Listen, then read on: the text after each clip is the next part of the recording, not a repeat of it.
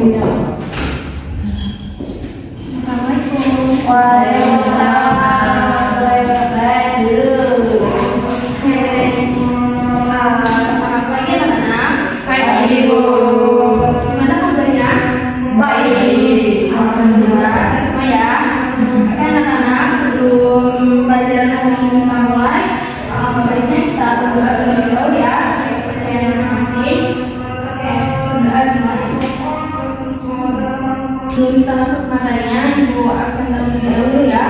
Coba kita lihat kiri kanan kalian, apakah hadir semuanya? Hadir. Oke, sebelumnya Ibu mulai ya untuk materi yang pertama, yaitu ada perubahan sosial dan dampaknya pada kehidupan masyarakat. Untuk yang pertama yaitu ada tujuan pembelajaran, yaitu yang pertama memahami berbagai jenis dan faktor-faktor perubahan sosial serta akibat yang ditimbulkannya dalam kehidupan masyarakat. Dan yang kedua yaitu ada kenalan berdasarkan pemahaman dari pengamatan dan diskusi tentang perubahan sosial dan akibatnya yang ditimbulkannya. Untuk materi selanjutnya yaitu ada pengertian perubahan sosial. Di sini ada 3 peserta ahli. Yang pertama yaitu menurut Slide David, yaitu perubahan sosial merupakan semua perubahan yang terjadi dalam struktur dan fungsi masyarakat. Dan yang kedua menurut Gillen dan Gillen, yaitu perubahan sosial adalah suatu variasi dari cara hidup yang telah diterima karena adanya perubahan kondisi biografis, kebudayaan material, komposisi penduduk, ideologi, maupun adanya difusi atau penemuan-penemuan baru dalam masyarakat. Dan yang terakhir yaitu menurut Sela Sumarja, perubahan sosial merupakan perubahan yang terjadi pada lembaga yang mempengaruhi sistem sosialnya, seperti nilai, sikap, atau pola perilaku kelompok dalam masyarakat. Materi yang selanjutnya yaitu ada ciri-ciri perubahan sosial, di mana itu ada 6 ciri-ciri. Yang pertama, masyarakat memiliki sifat dinamis sehingga mengalami perubahan, yaitu baik secara cepat maupun lambat.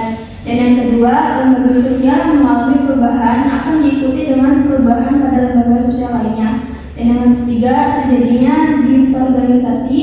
Perubahan tidak dibatasi oleh bidang pendaan atau spiritual karena keduanya memiliki hubungan timbal balik yang kuat.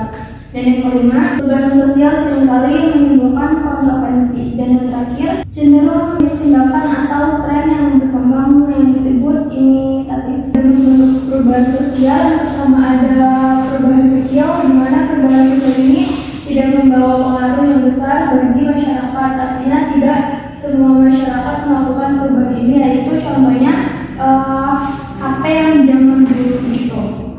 Terus yang kedua ada perubahan besar. Perubahan besar ini sangat berpengaruh pada masyarakat secara nyata dan memiliki dampak, contohnya gambaran di bawah. Yaitu ada perubahan cepat atau revolusi. Ciri dari perubahan ini itu memiliki keadaan tegang dan adanya konflik. Dan yang keempat ada perubahan lambat. Perubahan lambat dibedakan berdasarkan waktu. Dan yang selanjutnya ada perubahan yang disengaja. Perubahan itu biasanya telah direncanakan terdahulu hingga dengan adanya konflik. Dan yang keenam ada perubahan tidak disengaja.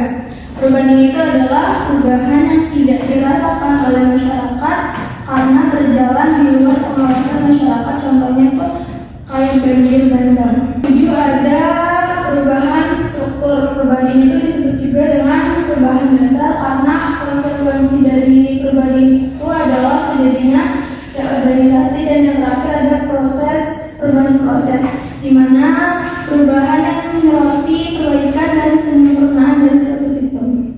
Yaitu ada faktor pendorong dari perubahan sosial. Dan yang pertama ada sistem stratifikasi terbuka. Dan tahu apa itu sistem stratifikasi terbuka? Saya Bu. Apa itu? Jadi kalau sistem stratifikasi terbuka itu masyarakat bisa berubah ataupun bisa naik ataupun turun status sosialnya di masyarakat. Contohnya kayak misalnya saya, orang tua saya tamatan SD keduanya, saya bisa kuliah sendiri. Mungkin saya bisa menaikkan stratifikasi sosial keluarga saya melalui pendidikan di mata masyarakat. Ada yang lain? Di sini tuh ada 4 poin faktor pendorong perubahan sosial. Dan yang pertama itu ada sistem stratifikasi terbuka, di mana masyarakat yang menganut sistem stratifikasi terbuka ini akan mempermudah setiap orang untuk naik dan turun ke kelas sosial. Nah, contoh dari sistem stratifikasi terbuka itu yaitu seorang tukang beca yang dapat menyekolahkan anaknya sehingga menjadi sarjana. Yang kedua itu kontak dengan budaya lain. Dan Indonesia itu merupakan negara strategis yang diapit oleh 2 benua dan 2 samudra. Oleh karena itu, kedatangan orang asing pun menjadi hal yang biasa bagi Indonesia. Nah, semakin sering juga bangsa Indonesia melakukan kontak dengan orang asing, sehingga itu semakin besar juga pengaruh dari budaya yang lain. Yang ketiga ada pendidikan yang maju. Itu pendidikan tersebut itu menuntut masyarakat untuk berpikir rasional, kreatif, dan selektif, sehingga dengan pendidikan yang mumpuni akan tercipta hal-hal yang mengarah pada kemajuan. Dan yang terakhir ada masyarakat heterogen. Itu di mana keadaan masyarakat ini tuh yang beragam akan menimbulkan hal-hal baru. Ada faktor penghambat perubahan sosial, di mana itu ada 4 poin juga. Yang pertama sikap tradisional, primordialisme, etnosentrisme, dan stratifikasi tertutup. Untuk poin yang pertama itu sikap tradisional, percaya dengan hal-hal yang berbau mistis atau selalu menganggap bahwa melanggar nilai yang diajarkan oleh nenek moyang adalah suatu kesalahan besar, sehingga sikap tradisional itu sampai saat ini masih mengikuti pemikiran sebagian masyarakat Indonesia. Kedua ada primordialisme, di mana merupakan sikap memegang teguh dari suatu tradisi atau kepercayaan atau hal yang lain yang ditanamkan itu sejak kecil, sehingga sikap primordialisme ini adalah bangga yang berlebihan. Terus juga primordialisme ini merupakan tahap awal sebelum terjadinya etnosentrisme. Selanjutnya ada etnosentrisme, itu adalah menilai budaya lain dengan standar budaya sendiri. Dan etnosentrisme itu sering disebut dengan melecehkan budaya lain.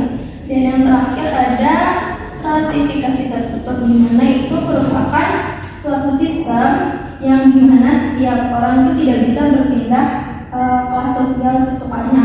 Dan walaupun orang tersebut itu udah berusaha, tapi sistem kasta tertutup ini itu tidak bisa menerima adanya turun naik kelas sosial. Dan contoh dari stratifikasi tertutup itu yaitu yang pertama ada Brahmana atau pendeta atau pemuka agama, kesatria, waisya, sudra, dan pariat.